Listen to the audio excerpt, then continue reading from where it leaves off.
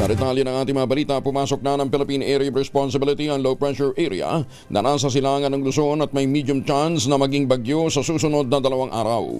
Ayon kay Charmaine Barilla ng Pag-asa, huli na mataan ng LPA sa layong 1,160 kilometro silangan ng Northern Luzon. Sabi ni Barilla, ang north o southwest monsoon o habagat pa rin ang patuloy na magdadala ng malakas na ulan sa Luzon at Kabisayaan sa buong linggo.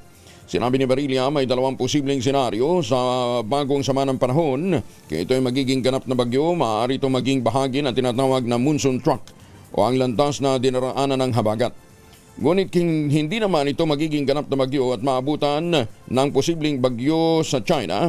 Ang tsansa nitong maging tropical cyclone ay mababa at maaari nang malusaw. Ganyan pa man sinabi ni Barilla, alinmang senaryo ay maaari pa rin makaapekto sa habagat at inaasahang magpapatuloy ang malalakas na pag-ulan sa Luzon at Visayas hanggang sa araw ng linggo. Asahan din ang 50 hanggang 100 mm na tubig ulan sa Metro Manila, ilang mga lugar sa Luzon at Visayas, kabilang ang Bulacan, Nueva Ecija, Tarlac, Pampanga. Ganon din ang Cavite, Laguna, Batangas, Rizal, Oriental, Mindoro at Antique na maaaring magresulta ng mga pagbaha at landslide. Alamin muna natin ang lagay ng panahon mula kay Kuya Alzar Aurelio. Alzar, good morning. Good morning sa ating lahat. Patuloy pa rin ang habagat na kung saan magdadala ito ng mga pag-uulan. Minsan malalakas na pag-ulan at may kasamang lakas na hangin sa Luzon at sa Visayas. Sa ating mga kababayan sa Ilocos, Benguet, La Union, Pangasinan, Zambales, Bataan, Occidental Mindoro, Cavite, Batangas, Metro Manila, Ilocos Sur, Abra, Tarlac, Pampanga, Bulacan, Nueva Ecija, at yun din sa Oriental Mindoro at Antique. Patuloy pa rin tayo maging handa at mag-alerto dahil nandiyan pa rin po ang panta ng pagbaha o pagguho ng lupa. Asahan din ang mga kalat-kalat ng pagulan at thunderstorm sa lalabing bahagi ng Western Visayas, buong Negros Islands Region, at nalalabing bahagi ng Luzon.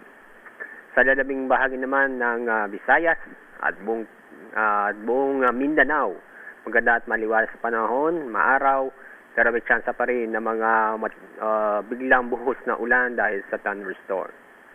Samantala, ang LPA nasa loob pa rin ng ating Philippine Area of Responsibility sa layong more than 1,000 kilometers silangan ng Northern Luzon. Ito ay nanatiling may tsansa na maging bagyo. Ito ay kumikilos o inaasang kikilos pa kanluran na posibleng dumaan sa extreme o lumapit o dumaan sa extreme North Luzon o sa Taiwan. Ang susunod na pangalan ng bagyo ay Neneng. Yan ang ating update mula sa Pag-asa. Ako po si Alzar D. Aurelio. Maraming salamat, Alzar. Alzar, sa mga susunod na oras, itong nararanasan nating pagulan sa iba't ibang panig ng Luzon magpapatuloy? Yes po, patuloy po yan dahil ngayon ay dahil pa rin sa bagat. Walang let up? Meron pa rin po mga kadalasan po sa may patanghali ay may titigil yung paulan.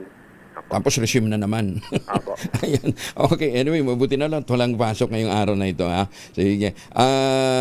Sabado, balik na sa normal? Well, may hagabagat pa rin pero sa nakita namin yung effect nito mahina para ngayon po. Okay. So yung mga may sakta namin mostly a western section ng Luzon ang magiging maulap na kalangitan may pagulan dulot ng habagat. Maraming salamat, Alzar. Ingat din kayo dyan. Ha? Thank you po at magandang umaga. Si Alzar Aurelio mula po naman sa Pag-asa. Magandang umaga.